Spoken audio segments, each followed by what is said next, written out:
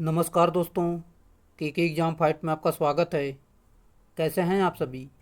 उम्मीद है आप सभी सही होंगे और आपकी तैयारी अच्छी चल रही होगी। दोस्तों, आज हम इलेक्ट्रिशियन थ्योरी से कुछ महत्वपूर्ण प्रश्न लेकर आए हैं, जो कि ये प्रश्न आपके प्रीवियस ईयर में पूछे गए प्रश्न होंगे। दोस्तों, आपका कोई भी एग्ज़ाम हो, जैसे कि यूपी पीसीएल TG2, यूपी आर्मिनल TG2, Bihar PCL, Punjab PCL, MP PGCL और सेंट्रल लेवल में आप ले लीजिए सेल, इसरो, डीआरडीओ, इन सभी भर्ती परीक्षाओं के लिए आपके लिए ये इलेक्ट्रिशियन के क्वेश्चन काफ़ी महत्वपूर्ण हैं। चलिए, आपका ज़्यादा टाइम न लेते हुए इन प्रश्नों की शुरुआत करते हैं। उससे पहले मैं आपको बताना चाहता हूं दोस्तों, अगर आप हमारी पिछली वीडियो देखना चाहते हैं तो मान लो प्ले लिस्ट को आप विजिट कर सकते हैं, सारी वीडियो आप देख सकते हैं। अभी मैं वीडियो के लास्ट में इसका प्लेलिस्ट का लिंक यहाँ पर जोड़ दूंगा, आप उस पर क्लिक करके पूरी वीडियो ज़रूर देख लेना। और दोस्तों, वीडियो पे आए हैं तो वीडियो पूरी ज़रूर देखा करें। चलिए, जैसा कि आज का हमारा प्रश्न है, निम्नलिखित में से कौन सा तत्व गतिशील तत्व कहलाता है? सही उत्तर, जो कि यहाँ पर मैं आपको बता दूँ, एल और सी जो है गतिशील तत्व कहलाता है, यानी सक्रिय तत्व कहलाता है।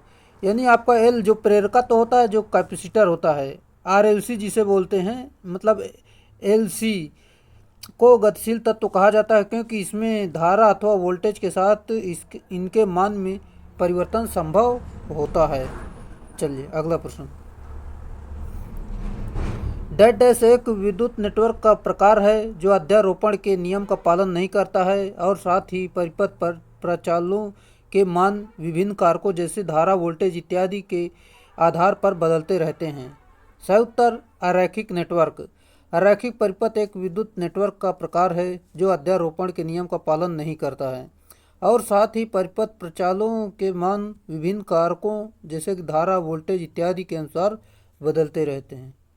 अगला प्रश्न। प्रतिरोधक का उदाहरण है? सही उत्तर, जो कि प्रतिरोधक जो होता है आपका, ये आपका द्विपार्श्विक घटक होता है और निष्क्रिय घटक भी होता है। इस प्रकार आप जान सकते हैं। प्रतिरोधक एक निष्क्रिय घटक, द्विपार्श्विक घटक है। जैसे कि यहाँ पर निष्क्रिय के बारे में देख लेते हैं। वह विद्युतीय अवयव जो ऊर्जा का उपभोग करता है तथा ऊर्जा का उत्पादन नहीं करता है, वो निष्क्रिय घटक कहलाते हैं। जैसे कि आपका रेजिस्टेंस हो गया, यानी प्रतिरोध, प्रेरक, संधारित्र और ट्रांसफार्मर इत्यादि होते हैं। चलिए, अगला प्रश्न। अगला प्रश्न हमारा जो कि इस प्रकार, मतलब अगला पॉइंट है सक्रिय घटक, यानी एक्टिव। वह विद्युतीय अवयव जो ऊर्जा का उपभोग के साथ ऊर्जा का उत्पादन भी करते हैं, वह सक्रिय घटक कहलाते हैं। उदाहरण के लिए मैं आपको बता दूं, ट्रांजिस्टर, वैक्यूम ट्यूब, ट्रायोड आदि होते हैं।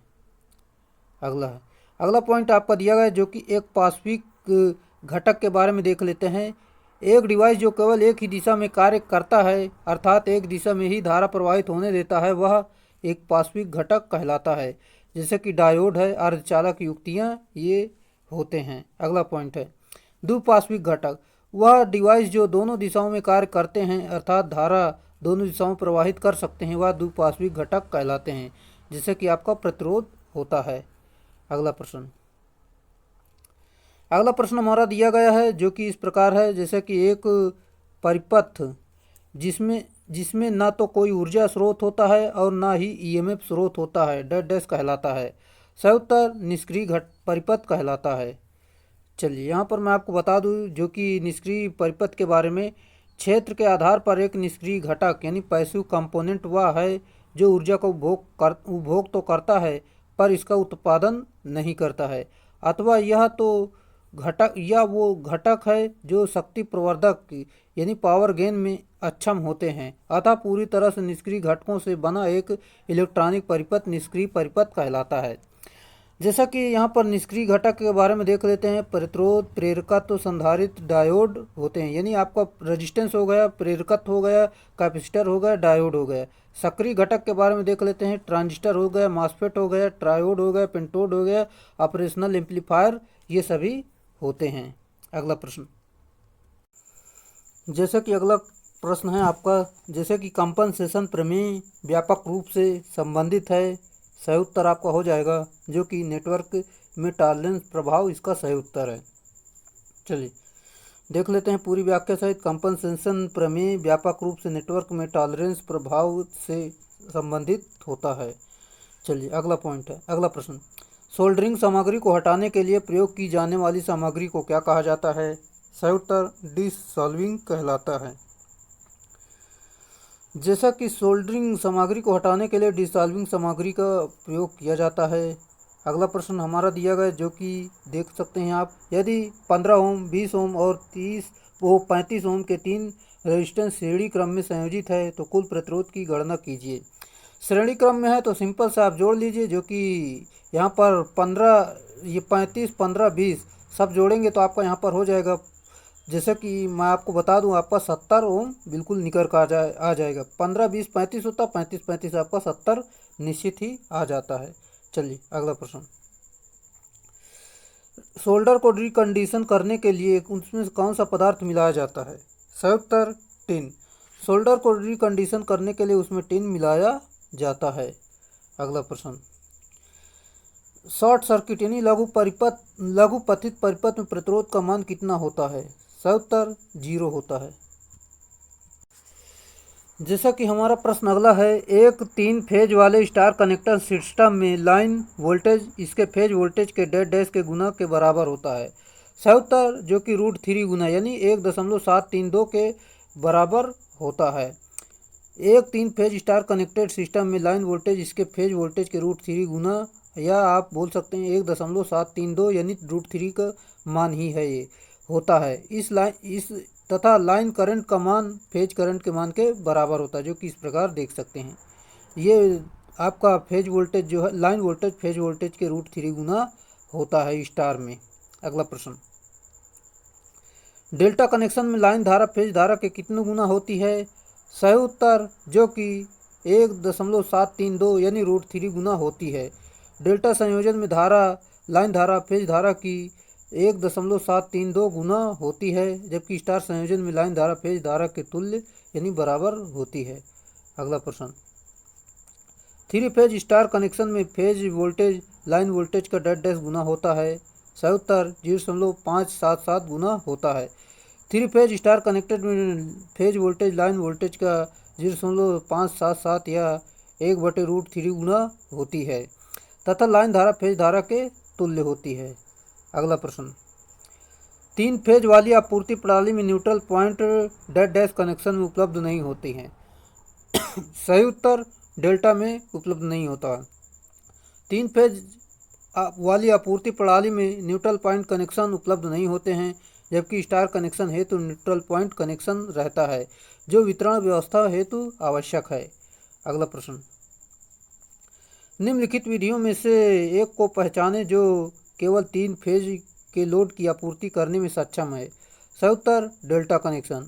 डेल्टा कनेक्शन केवल 3 फेज सप्लाई प्रदान कर सकता है, क्योंकि डेल्टा कनेक्शन में न्यूट्रल पॉइंट नहीं होते हैं। अगला प्रश्न। जबकि स्टार में न्यूट्रल पॉइंट आपका होता है। जैसे कि स्टार क्रम में जुड़े हुए तंत्र में YB और YN इन वोल्टेज के बीच का संबंध क्या है? सही उत्तर जो कि वोल्टेज बराबर √3 गुणा मतलब √3 गुणा VYN होता है। जैसा कि यहाँ पर VN का मतलब आप लाइन वोल्ट तक समझ सकते हैं, जो कि YB का मतलब आप फेज वोल्ट तक समझ सकते हैं। यही आपका दिया गया है।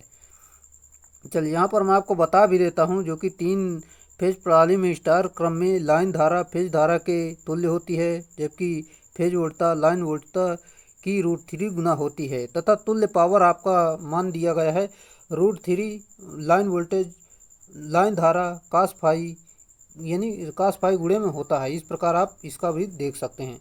चलिए अगला है। सौर सेल की प्रतिरूपी वोल्टता परास डेड डैश है। सही उत्तर जो कि यहाँ पर 0.5 वोल्ट होती है। सौर सेल की प्रतिरूपी वोल्टता 0.5 वोल्ट होती है तथा इसकी दक्षता 10 से 12% होती है। अगला प्रश्न।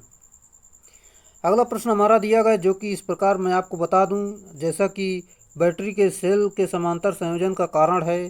सही उत्तर जो कि धारा क्षमता बढ़ाने का कारण है।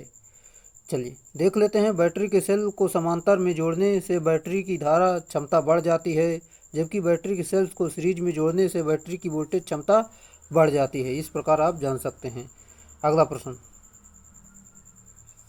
प्रश्न हमारा दिया गया, जो कि यहाँ पर मैं आपको बता दूं, जैसा कि लेड एसिड यानी सीसा अम्ल सेल में पुनर्वेशन होता है क्योंकि।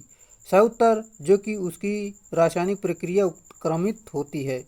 चलिए देख लेते हैं यहाँ पर, जो कि लेड एसिड सेल रिचार्जेबल यानी पुनः चार्ज करने योग्य होता है क्योंकि इसकी रासायनिक क्रिया रिवर्सेबल होती है, जो कि इस प्रकार है। चलिए, दिए गए अनुप्रयोगों में से किसमें विद्युत चुंबकों का प्रयोग नहीं किया जाता है? सही उत्तर, ताप दीप्त दीप में नहीं करते हैं, जबकि आपका घंटी यानी बजर में करते हैं, रिले में करते हैं, परिपथ वियोजक में करते हैं।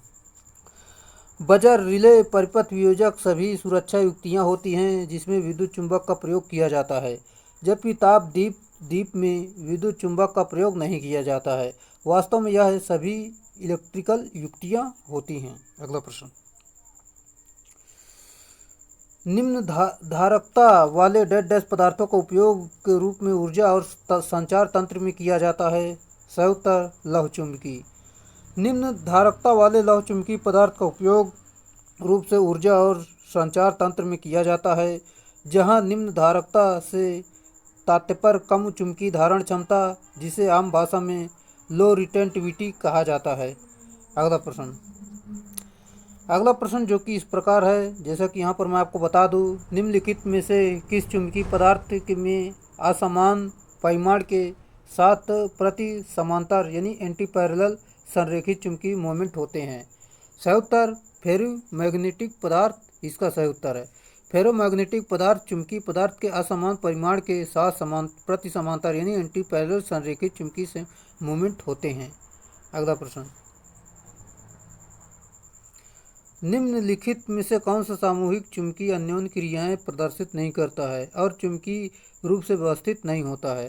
सही उत्तर, जो कि प्रतिचुंबकीय और अनुचुंबकीय इसका राइट आंसर है। प्रतिचुंबकीय और अनुचुंबकीय चुंबकीय अन्योन्य क्रियाएं प्रदर्शित नहीं करता है और चुंबकीय रूप से व्यवस्थित नहीं होता है। अगला है, चुंबकीय पदार्थ में के क्यूरी बिंदु को किस प्रकार परिभाषित किया गया है? सही उत्तर, जो कि मैं आपको बता दूं यहाँ पर, ऑप्शन नंबर सी, वह तापमान जिस पर इसका चुंबकीय सामर्थ्य शून्य हो जाता है। चलिए देख लेते हैं, चुंबकीय पदार्थ के क्यूरी बिंदु वह तापमान जिस पर इसका चुंबकीय सामर्थ्य शून्य हो जाता है, या कहें वह बिंदु जिससे ऊपर फेरोमैग्नेटिक पदार्थ अनुचुंबकीय पदार्थ में बदल जाता है। किसी भी शुद्ध चुंबक के अंदर सदैव दो ध्रुव होंगे, जिन्हें उत्तरी ध्रुव तथा दक्षिणी ध्रुव कहा जाता है। यहाँ पर देखते हैं, डेल्टा कनेक्शन में लाइन वोल्टेज और फेज वोल्टेज के बीच का संबंध होता है। सही उत्तर, लाइन धारा लाइन वोल्टेज फेज वोल्टेज के बराबर होती है। अगर धारा होती तो आपकी यहाँ पर लाइन धारा फेज धारा के √3 गुना हो जाती। चलिए, डेल्टा संयोजन की विशेषताएं इस प्रकार हैं, जो कि इस संयोजन में दो फेज यानी दो कली कुंडलियों के असमान सिरे परस्पर जोड़े जाते हैं और इस संयोजन में लाइन वोल्टता एवं फेज वोल्टता के समान होती है, जो कि इस प्रकार समझ सकते हैं। चलिए देख लेते हैं। और अगला पॉइंट है, अगला पॉइंट आपका इस प्रकार दिया गया है, जैसे कि यहाँ पर मैं आपको बता दूं, लाइन धारा फेज धारा के √3 गुना होती है, जो कि इस प्रकार जान सकते हैं। इस संयोजन में उदासीन बिंदु नहीं होते हैं। डेल्टा में न्यूट्रल नहीं होता है। अगर ज़्यादा ज़रूरत पड़ती है तो इसमें कृत्रिम रूप से बनाया जाता है। प्रेरक भार इंडक्टिव लोड जोड़े जाने पर शक्ति गुणक यानी पावर फैक्टर डेड डैश हो जाता है। सही उत्तर, पश्चिगामी हो जाता है, जो कि इस प्रकार डायग्राम से देख सकते हैं। अगला प्रश्न हमारा दिया गया है, जो कि संधारित्र यानी भार कैपेसिटर लोड जोड़े जाने पर शक्ति गुणक यानी पावर फैक्टर डेड डैश हो जाता है। सही उत्तर, अग्रगामी। संधारित्र भार कैपेसिटर लोड जोड़े जाने पर शक्ति गुणक अग्रगामी हो जाता है तथा इंडक्टिव लोड जोड़ने पर शक्ति गुणक पश्चिगामी हो जाता है। अगला प्रश्न हमारा दिया गया, जो कि स्टार टू स्टार ट्रांसफार्मर तब सही ढंग से कार्य करता है जब सही उत्तर, लोड संतुलित हो। जैसा कि हमारा अगला प्रश्न दिया गया, माइक्रोमीटर का अल्पतमांक निम्न रूप से परिभाषित किया जाता है। सही उत्तर, जो कि मेन स्केल डिवीजन के मान को हेड स्केल डिवीजन की संख्या के द्वारा विभाजन किया जाता है। पूरी जानकारी यहाँ पर हम देखते हैं जैसा कि दिया गया है। 1 माइक्रोमीटर का अल्पतमांक वास्तव में मेन स्केल डिवीजन को मान को हेड स्केल डिवीजन की संख्या द्वारा विभाजित करना होता है। यह एक सूक्ष्ममापी होता है। इसका प्रयोग सूक्ष्ममापी है और इसका प्रयोग तार व किसी चादर के व्यास या पदार्थ की मोटाई मापने के लिए किया जाता है। साथ ही इसका अल्पतमांक 0.01 मिलीमीटर या आप 0.01 सेंटीमीटर तक सूक्ष्मता में मापा जा सकता है। अगला है, इतना कम मान तक जान लो मापते हैं। माइक्रोमीटर का निम्नलिखित में से कौन सा भाग मापने वाली सतहों के बीच एक समान दबाव सुनिश्चित करता है? सही उत्तर shaft staff. Ratchet shaft staff thimble के सिरों पर लगा होता है। इसके द्वारा सभी व्यक्ति बराबर मापते हैं, अर्थात समान दबाव सुनिश्चित करता है। अगला प्रश्न, एक मेट्रिक माइक्रोमीटर में स्पिंडल थ्रेड की पिच की माप क्या होती है? सही उत्तर 0.5 mm होती है। एक स्पिंडल पर थ्रेड पिच की मेट्रिक पद्धति में 0.5 mm और ब्रिटिश पद्धति में 1/40 इंच होती है। अगला प्रश्न, डेड डैश का प्रयोग ठोस छेनी पर चोट करने और धातु प्लेटों को मोड़ने के लिए किया जाता है। सही उत्तर मैलेट का। मैलेट का प्रयोग ठोस छेनी पर चोट मारने और धातु प्लेटों को मोड़ने के लिए किया जाता है, जबकि पोकर का प्रयोग लकड़ी छेद आदि करने के लिए प्रयुक्त होती है। साथ ही प्लायर का प्रयोग वस्तु को मरोड़ या घूमने के लिए प्रयुक्त किया जाता है। अगला प्रश्न, इलेक्ट्रीशियन द्वारा उपयोग किए जाने वाले उपकरण का नाम बताइए। सही उत्तर जो कि आपका माइलेट है, लकड़ी का बना होता है। ये धातुओं की चादरों को मोड़ने के लिए काम में आता है। चलिए, जैसा कि दाता प्रकार की अशुद्धि कौन सी है? सही उत्तर फास्फोरस। फास्फोरस, आर्सेनिक तथा एंटीमनी सभी दाता प्रकार की अशुद्धि होती हैं। इन प्रकार के अर्धचालक में मिश्रित अशुद्धि दाता अशुद्धि कहलाती है। दाता अशुद्धि इसलिए कहा जाता है क्योंकि यह एक इलेक्ट्रॉन प्रदान करने की क्षमता रखता है। अगला हमारा दिया गया जो कि इस प्रकार है, जैसे कि यहाँ पर मैं आपको बता दूँ, एक्सेप्टर प्रकार की अशुद्धि कौन सी है? सही उत्तर बोरान। चलिए देख लेते हैं। इस प्रकार जब शुद्ध अर्धचालक में त्रिसंयोजी अशुद्धि जैसे बोरान, इंडियम, गैलियम आदि मिलाई जाती है तो यह पी प्रकार का अर्धचालक बनता है। शुद्ध यानी अशुद्ध मिलाने पर यह एक इलेक्ट्रॉन की कमी उत्पन्न हो जाती है जिसे होल्स कहा जाता है। अतः यह हमेशा एक इलेक्ट्रॉन लेने की क्षमता रखता है, जिस कारण इसे एक्सेप्टर नाम से जाना जाता है। अगला प्रश्न हमारा दिया गया जो कि इस प्रकार है, जैसे कि यहाँ पर मैं आपको बता दूं, परम शून्य ताप यानी एब्सोल्यूट जीरो पर अर्धचालक एक आदर्श डेड डैश के रूप में व्यवहार करता है। सही उत्तर विद्युतरोधी के रूप में व्यवहार करता है। परम शून्य ताप पर अर्धचालक एवं कुचालक की भांति व्यवहार करता है। इस अवस्था में इलेक्ट्रॉनों की संख्या होल्स की संख्या के बराबर होती है। अगला है, संयोजी बैंड यानी वैलेंस बैंड और चालन बैंड कंडक्शन बैंड के बीच अंतर को क्या कहा जाता है? सही उत्तर निषिद्ध ऊर्जा अंतराल यानी फॉरबिडन एनर्जी गैप कहते हैं। चलिए, संयोजी बैंड यानी वैलेंस बैंड और चालन यानी कंडक्शन बैंड के बीच का अंतर निषिद्ध ऊर्जा अंतराल यानी फॉरबिडन एनर्जी गैप कहा जाता है। अगला जो कि इस प्रकार दिया गया है, जैसे कि इलेक्ट्रॉनिक उद्योग में व्यापक रूप से प्रयोग किया जाने वाला एक अर्धचालक पदार्थ कौन सा है? सही उत्तर जो कि सिलिकॉन है। इलेक्ट्रॉनिक उद्योग में व्यापक रूप से प्रयोग किया जाने वाला एक अर्धचालक सिलिकॉन होता है। चलिए, अर्धचालकों में ऊर्जा बैंड अंतराल होता है। सही उत्तर 0 होता है। जैसा कि यहाँ पर मैं आपको बता दूं, आकृति में दिखाए गए उपकरण का पहचान करना है। जैसा कि आपका ये सही उत्तर हो जाएगा यूजेटी यानी ऑप्शन नंबर डी बिल्कुल सही उत्तर है। यूजेटी का मतलब यानी यूनी जंक्शन ट्रांजिस्टर का यह सिंबल दिया गया, आप ये सिंबल जरूर याद रख लें। अगला हमारा दिया गया जो कि इस प्रकार, जैसे कि यहाँ पर मैं आपको बता दूँ, अगला सिंबल आपका है जो कि यह दिखाए गए विद्युत उपकरण को पहचानना है। ये उपकरण आपका कैसा है? सही उत्तर जो कि आपका ये एनपीएन ट्रांजिस्टर होता है। चलिए, दर्शाया गया प्रतीक एनपीएन ट्रांजिस्टर का है, जहां तीर के निशान वाला टर्मिनल एमीटर का है। ट्रांजिस्टर को ट्रांसफार्मर रजिस्टर भी कहा जाता है और आम विन्यास के लिए ट्रांजिस्टर का इनपुट तथा आउटपुट प्रतिरोध कम तथा अधिक होता है। अगला प्रश्न, दिए गए प्रतीक को पहचान करना है। सही उत्तर आपका हो जाएगा जो कि आपका है एन चैनल क्षेत्र प्रभाव ट्रांजिस्टर, ये आपका दिया गया है। चलिए, जैसा कि प्रतीक में आपका दिया गया एन चैनल क्षेत्र प्रभाव ट्रांजिस्टर है। ट्रांजिस्टर का मूल रूप ट्रांसफर रजिस्टर होता है। फेट यानी फील्ड इफेक्ट ट्रांजिस्टर यानी वोल्टेज नियंत्रित युक्ति होती है, जो कि इसका पूरा नाम अभी मैंने बताया फील्ड इफेक्ट ट्रांजिस्टर कहा जाता है इसे। अगला आपका दिया गया है एक पूर्ण तरंग यानी फुल वेव रेक्टिफायर में पीआईवी होता है यानी पीक इनवर्स वोल्टेज होता है। सही उत्तर 2 VM होता है। पूर्ण तरंग दृष्टिकारी में पीआईवी यानी पीक इनवर्स वोल्टेज 2 VM होता है, जो कि इस प्रकार जान सकते हैं। चलिए, यहाँ पर मैं आपको बता दूं जो कि इस प्रकार दिया गया है। पीआईवी यानी डायोड की उत्क्रम अभिनति में वह अधिकतम वोल्टेज होती है जो बिना संधि को ब्रेक डाउन किए संधि पर आरोपित किए जा सकती है। अगला हमारा दिया गया, जैसा कि यहाँ पर मैं आपको बता दूं, संधारित्र यानी कैपेसिटर के साथ एक पूर्ण तरंग दृष्टिकारी के लिए रिपल फैक्टर डैश के द्वारा दिया जाता है।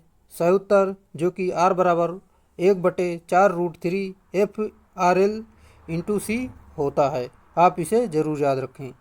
चलिए, एक बार फिर से देख लीजिए जो कि दिया गया है। अगला है अर्ध तरंग दृष्टिकारी की दक्षता होती है। सही उत्तर 40.6% होती है। अर्धचालक की दृष्टिकारी की दक्षता 40.6 होती है तथा उर्मिका घटक जो है 1.21 होता है। इसे एक डायोड का प्रयोग किया जाता है। इसकी औसत मान जो कि Imax/पाई होता है। चलिए, RMS वैल्यू देख सकते हैं जो कि Imax/2 होता है और यूटिलाइजेशन फैक्टर देख सकते हैं 0.286 होता है। फार्म फैक्टर 1.57 होता है। अगला है सेंटर टैप ट्रांसफार्मर एक पूर्ण तरंग दृष्टिकारी बनाने के लिए कितने डायोड की संख्या होती है। सही उत्तर 2 डायोड की संख्या होती है सेंटर टैप डायोड में, और आपका हाफ वेव रेक्टिफायर में एक डायोड और ब्रिज रेक्टिफायर में 4 डायोड की ज़रूरत होती है। चलिए, सेंटर टैप रेक्टिफायर में 2 डायोड तथा एक मेन ट्रांसफार्मर प्रयोग किया जाता है जिसकी सेकेंडरी वाइंडिंग में एक मध्य संयोजक सिरा निकाला गया हो। मध्य सिरे को ग्राउंड कर दिया जाता है। इसे सेंटर टैप ट्रांसफार्मर कहते हैं। प्रथम अर्ध AC चक्र में जब सेकेंडरी वाइंडिंग का सिरा धन होता है यानी प्लस होता है तो डायोड D1 करता है और DC आउटपुट प्रदान करता है। दूसरे अर्ध AC चक्र में जब सेकेंडरी वाइंडिंग का सिरा 3 यानी धन होता है तो उसे डायोड D2 कार्य करता है, जो कि आप समझ सकते हैं। जैसा कि यहाँ पर मैं आपको बता दूं, विद्युत संस्थापनों के लिए के डैश का अर्थ कि विद्युत उपकरण के धातु के सभी गैर विद्युत प्रवाह वाले भागों को अर्थ प्लेट से सीधा संयोजन है। सही उत्तर जो कि अर्थिंग इसका राइट आंसर है। विद्युत स्थापना में अर्थिंग का अर्थ होता है जो कि विद्युत उपकरण के धातु के सभी गैर विद्युत प्रवाह वाले भागों को अर्थ प्लेट से सीधा संयोजन है। साथ ही ज्ञात रहे या अर्थिंग मुख्यतः 3 प्रकार की होती है जो प्लेट, रॉड तथा स्ट्रिप प्रकार की होती है। इनका प्रतिरोध बहुत कम रखा जाता है ताकि कम प्रतिरोधी मार्ग से चालक का धात्विक जुड़ाव हो सके। चलिए दोस्तों, अगर आप हमारी पिछली वीडियो देखना चाहते हैं तो अभी मैं लास्ट में प्लेलिस्ट का लिंक वीडियो के अंत में जोड़ दूंगा जो कि आपको स्क्रीन पर ही दिखाई देंगे। आप आसानी से वहां पर जाकर पूरी वीडियो ज़रूर देख सकते हैं। और दोस्तों, अगर आपको वीडियो पसंद आ रहा है तो वीडियो को लाइक कर दें और अपने दोस्तों में अधिक से अधिक इसे शेयर करने की कोशिश करें। चलिए, जैसा कि चैनल पे आप नए हैं तो चैनल को सब्सक्राइब जरूर कर लीजिए, लाइक किए बिना मत जाया कीजिए। जैसे कि ISI मानक विनिर्देश संख्या 732/1963 के अनुसार पाइप भूसंपर्कन यानी अर्थिंग में समान मृदा के लिए जो जस्त चढ़ी यानी गैल्वेनाइज्ड पाइप प्रयुक्त किया जाता है उसकी लंबाई डैश से कम नहीं होना चाहिए। सही उत्तर 2 मीटर से कम नहीं होना चाहिए, यही इसका बिल्कुल सही उत्तर है। चलिए देख लेते हैं यहाँ पर ISI मानक विद्युत विनिर्देश संख्या 732/1963 के अनुसार पाइप भूसंपर्कन यानी अर्थिंग में समान मृदा के लिए जो जस्त चढ़ी यानी गैल्वेनाइज्ड पाइप प्रयुक्त किया जाता है उसकी लंबाई 2 मीटर से कम नहीं होना चाहिए। अगला प्रश्न, भूसंपर्कन इलेक्ट्रोड की लंबाई इससे कम नहीं होनी चाहिए। सही उत्तर 4 mm से कम नहीं होनी चाहिए। चलिए, ये अर्थिंग इलेक्ट्रोड की लंबाई 4 mm से कम नहीं होनी चाहिए। भूसंपर्कन इलेक्ट्रोड भूमि से संलग्न धातु चालक टुकड़ा जो अतिधारा या आवेशन धारा को कम प्रतिरोधी मार्ग द्वारा भूमि में विसर्जित करता है। अगला जो कि हमारा इस प्रकार दिया गया है, जैसे कि यहाँ पर मैं आपको बता दूँ, आप देख सकते हैं। अगला प्रश्न हमारा जो कि दिए गए विकल्पों में अर्थिंग करने की एक सामान्य विधि को पहचानना है। सही उत्तर, एक पानी की पाइप के माध्यम से भूसंपर्कन यानी अर्थिंग, जैसे कि प्लेट के द्वारा अर्थ करना, पाइप के द्वारा अर्थ करना, रॉड के द्वारा अर्थ करना, पानी के नल के साथ अर्थ करना, ये सभी अर्थिंग की विधियां होती हैं। अगला प्रश्न, मृदा प्रतिरोध कौन से कारक पर निर्भर करता है। सही उत्तर, मृदा की नमी की मात्रा से निर्भर करता है। मृदा प्रतिरोध दिए गए विकल्पों में मृदा नमी की मात्रा पर निर्भर करता है, क्योंकि मृदा में जितनी मात्रा में नमी होगी उतना ही प्रतिरोध का मान कम होगा। साथ ही ज्ञात रहे यही कम प्रतिरोधी मार्ग भूसंपर्कन को बेहतरीन बनाता है। अगला है, भूमिगत धातु की संरचना में संक्षारण की सीमा निम्नलिखित पर निर्भर करती है। सही उत्तर, जो कि नमी की मात्रा, धातु की किस्म और मिट्टी के रसायन की किस्म, इन सभी पर निर्भर करती है। चलिए, अगला हमारा दिया गया है, जैसे कि अर्थिंग के लिए प्रयुक्त जीआई इलेक्ट्रोड का मानक आकार होता है। सही उत्तर, 38 mm व्यास गुणे 2.5 मीटर लंबाई होती है। चलिए देखते हैं यहाँ पर पूरी जानकारी, जो कि अर्थिंग के लिए प्रयुक्त जीआई इलेक्ट्रोड का मानक का आकार 38 mm गुणे 2.5 मीटर लंबाई होती है। इसका प्रयोग अर्थ के नमी बनाए रखने हेतु जल डालने के लिए छिद्र बने होते हैं। अगला है, अर्थिंग के लिए चारकोल और नमक का प्रयोग किया जाता है, क्योंकि सही उत्तर, मृदा की चालकता को बढ़ाने के लिए करते हैं। देख लेते हैं यहाँ पर, जो कि चालकता या कोयला कार्बन से बना होता है, जो पृथ्वी या भू प्रतिरोध को कम करने वाला अच्छा चालक होता है, तथा चालकता बढ़ाने के लिए इलेक्ट्रोलाइट के रूप में नमक का उपयोग करते हैं, जो प्लेट या पाइप इलेक्ट्रोड में निम्न प्रतिरोध तथा उच्च चालकता को बनाए रखने के लिए नमी प्रदान करता है। यह बालू या रेत जल के चक्रण तथा आर्द्रता के लिए मिश्रण के चारों ओर संबंध भांति व्यवहार करता है। अगला हमारा दिया गया, जो कि इस प्रकार दिया गया है, किसी विद्युत उपकरण में अर्थ का उपयोग होता है। सही उत्तर, सुरक्षा के दृष्टिकोण से होता है। चलिए देखते हैं यहाँ पर, किसी विद्युत उपकरण में अर्थ सुरक्षा के दृष्टिकोण से उपयोग किया जाता है। अर्थ करके सप्लाई से उपकरण उसके धात्विक भाग को सुरक्षा प्रदान किया जाता है। अगला है, 30 एम्पियर 415 वोल्ट के स्विच में होता है। सही उत्तर, 30 एम्पियर अधिकतम धारा व 415 अधिकतम वोल्टेज का मान होता है। जैसा कि यदि सीरीज फील्ड टर्न को इस तरह समायोजित किया जाता है, किया गया हो कि फुल लोड टर्मिनल वोल्टता नो लोड वोल्टता के बराबर हो, तो इस जनित्र को डैश डैश जनित्र के रूप में जाना जाता है। सही उत्तर, लेवल कंपाउंड जनरेटर के रूप में जानते हैं। लेवल कंपाउंड जनरेटर में टर्मिनल वोल्टेज नो लोड से फुल लोड तक वोल्टेज तक नियत रहता है। इसका उपयोग घरेलू व प्रकाश व्यवस्था के लिए किया जाता है। अगला हमारा दिया गया, जो कि इस प्रकार, जैसे कि यहाँ पर मैं आपको बता दूँ, यहाँ पर आपका डायग्राम बनाया गया है। आपको बताना है कि आकृति में दर्शाए गए डीसी जनरेटर का नाम क्या है। जैसे कि यहाँ पर आपका 60 शंट डीसी कंपाउंड जनरेटर है, जो कि एक बार फिर से पूरा सही ढंग से देख लीजिए। अगर ये सीरीज में इसके साथ जुड़ जाता आर्मेचर के साथ, तो आपका ये लॉन्ग शंट हो जाता है, इसलिए डायरेक्ट आर्मेचर से जुड़ा है तो 60 शंट कंपाउंड जनरेटर दिया गया है। चलिए यहाँ पर एक बार फिर से बता देता हूँ, जनरेटर 60 शंट कंपाउंड जनरेटर है। कंपाउंड जनरेटर में सीरीज वाइंडिंग व शंट वाइंडिंग का फ्लक्स एक दिशा में होता है। चलिए, 500 वोल्ट और 100 एम्पियर भार का वितरण करने वाला पार्श्व यानी शंट पथ सीरीज मिश्र जनरेटर का क्रमशः 0.1 ओम, 0.03 ओम तथा 200 ओम आर्मेचर श्रेणी क्षेत्र तथा पार्श्व यानी शंट क्षेत्र प्रतिरोध में आर्मेचर धारा कितनी होगी। सिंपल सा है, जो कि यहाँ पर मैं आपको बता दूं, जैसा कि वोल्टेज आपका दिया गया और धारा दी गई है, यहाँ पर आर्मेचर रेजिस्टेंस दिया गया और सीरीज रेजिस्टेंस दिया गया, शंट रेजिस्टेंस दिया गया। हमें जैसा कि यहाँ पर मैं आपको बता दूं आर्मेचर धारा निकालनी, जो कि इस प्रकार सॉल्व करने, जो कि आर्मेचर धारा बराबर फार्मूला होता है फुल लोड धारा और यहाँ पर आपका लोड धारा होती है। जैसे कि यहाँ पर आप फुल जो कि धारा निकालेंगे तो यहाँ पर V अपान आई होता है, V अपान आई यानी जैसा कि यहाँ पर मान रख देंगे, जो कि इस प्रकार सॉल्व करेंगे तो यहाँ पर आपका 2.5 एम्पियर आ जाएगा। फिर इसके साथ दोनों को जोड़ देंगे तो आपका 102.5 एम्पियर इसका सही उत्तर होगा। उम्मीद आपको समझ में आया होगा। राइट आंसर 102.5 सही उत्तर है, जो कि इस प्रकार आप समझ सकते हैं।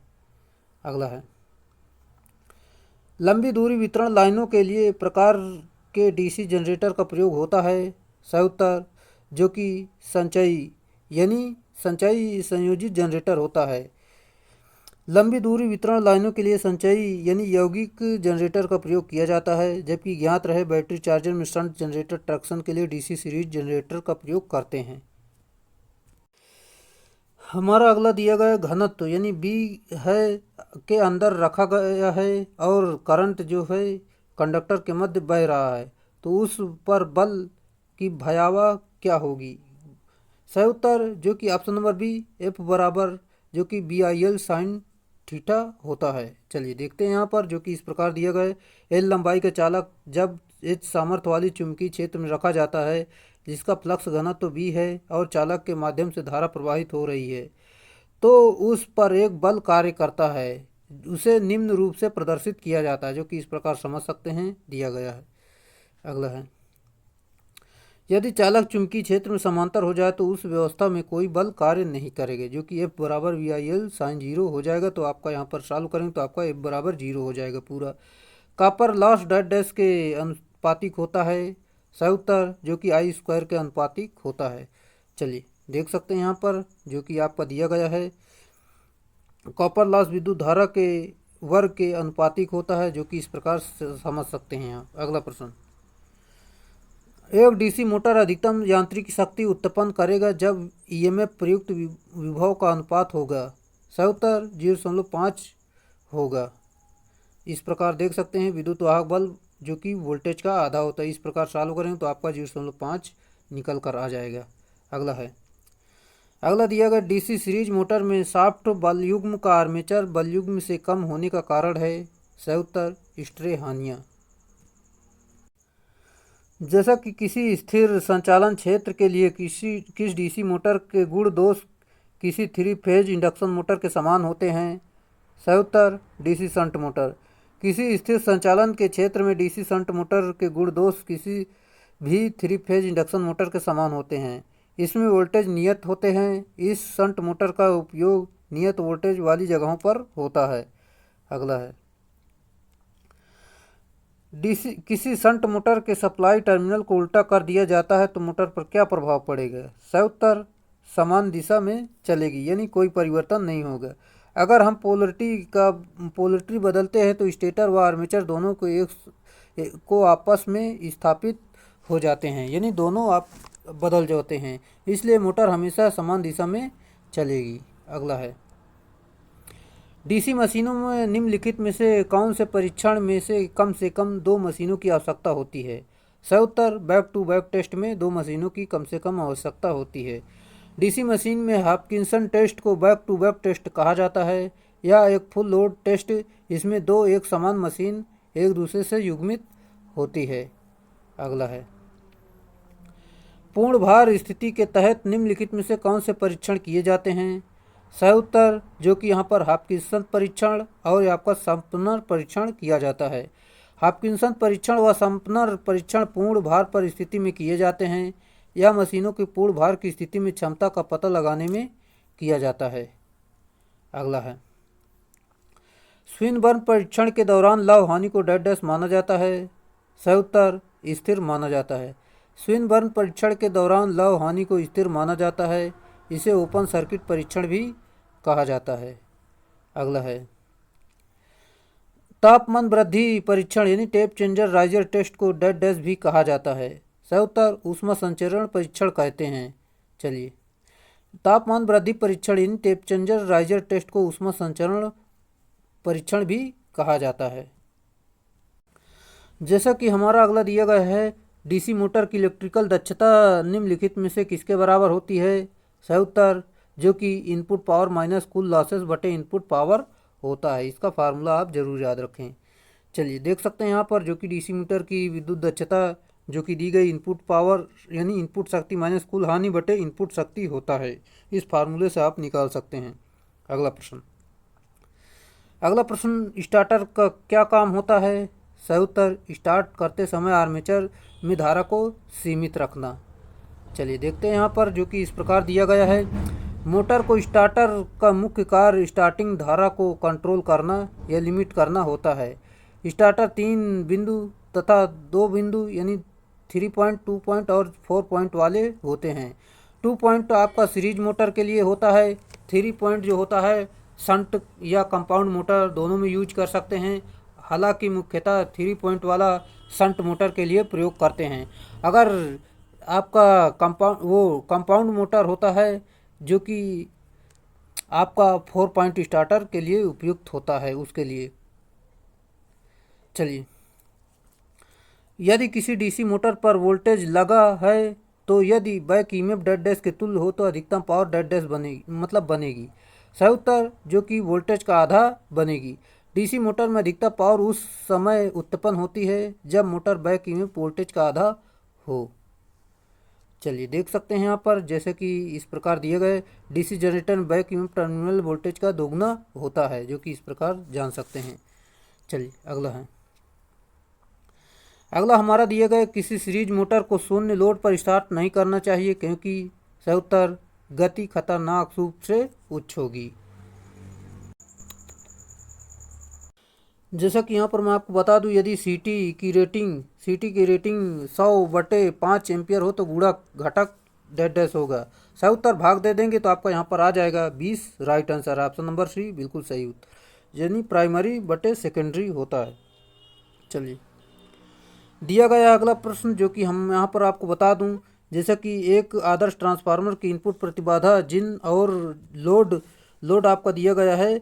लोड प्रतिबाधा जेड लोड के बीच संबंध द्वारा दिया जाता है। तो जहाँ प्राथमिक वाइंडिंग में फेरों की संख्या और सेकेंडरी वाइंडिंग में फेरों की संख्या को दर्शाता है। जैसा कि यहाँ पर आपका हो जाएगा जो कि जेड आई एन और बराबर होता है प्राइमरी फेरों की संख्या बटे सेकेंडरी फेरों की संख्या का वर्ग गुणे जेड लोड। इसका सही उत्तर है, आप इसे जरूर याद रखें। अगला है, एक आदर्श ट्रांसफार्मर के प्राथमिक पर 1200 टर्न और इसके द्वितीयक में 600 टर्न है। तो प्राथमिक पक्ष पर चालक वोल्टता 110 वोल्ट है, तो भार प्रतिरोध 15 ओम है, तो धारा परिणामी अनुपात क्या होगा। सिंपल सा है जो कि यहाँ पर आपका फार्मूला होता है I1 बटे I2 बराबर N2/N1, जो कि इस प्रकार समझ सकते हैं। यहाँ पर लिखते कम बन रहा है, यहाँ पर मैं आपको दिखा दूँ। चलिए इस प्रकार मान रखेंगे जो कि आपका यहाँ पर सही उत्तर निकल कर आ जाएगा। ऑप्शन नंबर बी बिल्कुल राइट आंसर है। अगला है, अगर धारा ट्रांसफार्मर 15 वोल्ट एम्पियर है तो द्वितीयक भार है और द्वितीयक धारा का मान 5 एम्पियर है तो जुड़े हुए भार की प्रतिबाधा होगी। सही उत्तर जो कि यहाँ पर, जैसा कि यहाँ पर मैं आपको बता दूँ, VA बटे एम्पियर यानी धारा, जैसे कि वोल्टेज बराबर होता है। यहाँ पर 5 से भाग देंगे तो आपका यहाँ पर 3 आ जाएगा। फिर जेड बराबर निकालेंगे 3/5, यहाँ पर भाग देंगे तो आपका ऑप्शन नंबर ए बिल्कुल सही उत्तर निकल कर आ जाएगा। अगला हमारा दिया गया, एक ट्रांसफार्मर में R2 यानी द्वितीयक प्रतिरोध और के टर्न अनुपात तो प्राथमिक के रूप में निर्दिष्ट समतुल्य प्राथमिक प्रतिरोध क्या होगा। सिंपल सा सही उत्तर है R2/K², इसका सही उत्तर है। चलिए हमारा अगला दिया गया जो कि ट्रांसफार्मर के शून्य भार पर शक्ति गुणक हो सकता है। सही उत्तर नियमित निकालने के लिए परिणामित्र के शून्य भार पर शक्ति यानी पावर फैक्टर पश्चिगामी होता है। शून्य भार की स्थिति में खुला परिपथ का या बिना भार का परिणामित्र कहते हैं। नो लोड के समय ट्रांसफार्मर पूर्ण भार धारा के 2 से 5% तक धारा लेता है। अगला है, भार धाराएं अधिक महत्वपूर्ण होती हैं निम्नलिखित में। सही उत्तर जो कि AC और DC दोनों में। चलिए, जैसा कि भंवर धाराएं एसी व डीसी दोनों महत्वपूर्ण होती हैं। डीसी के केस में विरोधी विद्युत वाहक बल के रूप में जाना जाता है। भंवर धारा के कारण भंवर धारा हानियाँ होती हैं। मशीन में यह हानि वोल्टेज के वर्ग के समानुपाती होती है। मशीन एडी करंट हानि आवृत्ति के ऊपर निर्भर नहीं करती है। अगला हमारा जो कि इस प्रकार दिया गया है, जैसा कि निम्नलिखित में से किस वाइंडिंग में टर्नों की संख्या अधिक होती है। सही उत्तर उच्च वोल्टेज में। जैसा कि उच्च वोल्टेज वाइंडिंग में टर्न की संख्या अधिक होती है तथा निम्न वोल्टेज में टर्न की संख्या कम होती है। स्टेप अप ट्रांसफार्मर में प्राइमरी वाइंडिंग के टर्न कम होंगे तथा सेकेंडरी वाइंडिंग के टर्न ज़्यादा होंगे। अगला है, उच्चतर वोल्टेज में निम्नतर वोल्टेज या इसके विपरीत में एसी रूपांतरित करने वाला उपकरण कहलाता है। सही उत्तर ट्रांसफार्मर। चलिए देखते हैं यहाँ पर जो कि दिया गया है, उच्च वोल्टेज से निम्न वोल्टेज तथा निम्न वोल्टेज से उच्च वोल्टेज एसी में बदलने हेतु ट्रांसफार्मर मशीन का उपयोग करते हैं। इसमें दो वाइंडिंग होती हैं, एक प्राइमरी तथा दूसरी वाइंडिंग दोनों होती हैं। एक उच्च वोल्टेज तो दूसरी निम्न वोल्टेज पर होती है। अगला है, रिट्रोग्रेसिव वाइंडिंग क्या है। सही उत्तर यह एक तरह की वेव वाइंडिंग होती है। दोस्तों अगले प्रश्न जाने से पहले मैं आपको बताना चाहता हूं, अगर दोस्तों आप वीडियो पे आया करें तो वीडियो को पूरा ज़रूर देखा करें, और अगर आप हमारी पिछली वीडियो को देखना चाहते हैं तो आप अभी वीडियो के अंत में प्लेलिस्ट का लिंक जोड़ने वाला हूं, आप उस पर क्लिक करके सारी वीडियो आसानी से देख सकते हैं और आपको कहीं भर भटकने की ज़रूरत नहीं है, जो कि निःशुल्क तैयारी यहाँ पर चल रही है। दोस्तों आपका इलेक्ट्रीशियन से संबंधित कोई भी एग्ज़ाम हो, जैसे कि UP PCL TG2, UP ordinal TG2, Bihar PCL, Punjab PCL, ISRO, SAIL, DRDO, इन सभी एग्ज़ाम के लिए ये इलेक्ट्रीशियन थ्योरी आपकी काम में आएगी। और यूपी मेट्रो का एग्ज़ाम भी होने वाला है, उसके लिए काफ़ी महत्वपूर्ण प्रश्न इसमें दिए गए हैं। चलिए, जैसा कि निम्नलिखित में से कौन सा सार्वत्रिक मोटर का लाभ नहीं है। सही उत्तर यह बहुत तेज़ गति से संचालित हो सकता है और वायु रव यानी एयर नॉइज़ मौजूद रहता है, यही आपका सही नहीं है, लाभ नहीं है। और यहाँ पर मैं आपको बता दूँ जैसे कि लाभ होते हैं आपका, यह उच्च आरंभिक बलाघूर्ण विकसित करता है, बिल्कुल सही। इसे डीसी और एसी आपूर्ति संचालित किया जा सकता है, ये भी बिल्कुल सही है। निकासी क्षेत्र पद्धति की आसान विधि द्वारा मोटर की गति को नियंत्रित किया जा सकता है, ये भी बिल्कुल सही है, इसके लाभ हैं। जबकि ऑप्शन नंबर ए लाभ नहीं है। जैसा कि हम जानते हैं कि यूनिवर्सल मोटर प्रायः एसी तथा डीसी दोनों सप्लाई पर चलती है। टार्क भी उच्च होता है, अतः केवल यहाँ पर विकल्प ए बिल्कुल सही दिया गया, यानी उसका लाभ नहीं है, वो उसकी हानि है। अगला है, एक यूनिवर्सल मोटर अपने दिष्ट धारा प्रचालन में 2000 आरपीएम की चाल पर 200 वोल्ट का पश्च विद्युत वाहक बल यानी बैक ईएमएफ उत्पादित करती है। यदि यही मोटर प्रत्यावर्ती धारा प्रचालन में 1500 आरपीएम की चाल से चलती है तो पश्च विद्युत वाहक बल होगा। सिंपल सा है, जैसा कि यहाँ पर मैं आपको बता दूँ, चालू करते हैं, गति बराबर बैक ईएमएफ बटे फ्लक्स होता है। फार्मूला जो कि यहाँ पर देख सकते हैं इस प्रकार दिया गया है, यहाँ पर N1 बटे ई विद्युत वाहक बल बटे विद्युत वाहक बल सेकेंड यहाँ पर मान रखेंगे, जो कि यहाँ पर मान रख के चालू करेंगे तो आपका 150 बिल्कुल सही उत्तर निकल कर आ जाएगा, जैसे कि यहाँ पर option number B right answer है। इस प्रकार देख सकते हैं पूरा मान दिया गया है, जैसे कि फार्मूले पर मान को आपको रखना है। अगला है, अगला हमारा दिया गया, एक प्रतिक्षेप स्टार्ट प्रेरण मोटर एक डैश होता है। सही उत्तर सिंगल फेज एसी मोटर होती है। यहाँ पर मैं आपको बता दूं जो कि इस प्रकार दिया गया है, जैसे कि एक प्रतिक्षेप प्रेरण मोटर एक फेज यानी single phase motor AC motor होती है। रिपल्सन मोटर हेतु हम जानते हैं कि एक समान चुंबकीय ध्रुवों में प्रतिकर्षण विद्यमान होता है। इसी सिद्धांत के आधार पर यह मोटर चालित होती है। यद्यपि इन मोटर की बनावट जटिल तथा मूल्य अधिक होता है, तो भी उच्च प्रारंभिक टार्क, निम्न प्रारंभिक विद्युत धारा एवं अधिक लोड वहन क्षमता तथा सरल घूर्णन परिवर्तन आदि गुणों के कारण उद्योग में प्रयोग में लिया जाता है। अगला है, एक सिंगल फेज रिपल्सन मोटर में पावर फैक्टर होता है। सही उत्तर उच्च चाल पर उच्च होती है। सिंगल फेज रिपल्सन मोटर का पावर फैक्टर उच्च गति पर उच्च होती है। यह उद्योगों में अत्यंत प्रचलित, क्योंकि चुंबकीय ध्रुवों में परिवर्तित करके इसकी दिशा को बदला जा सकता है। चलिए,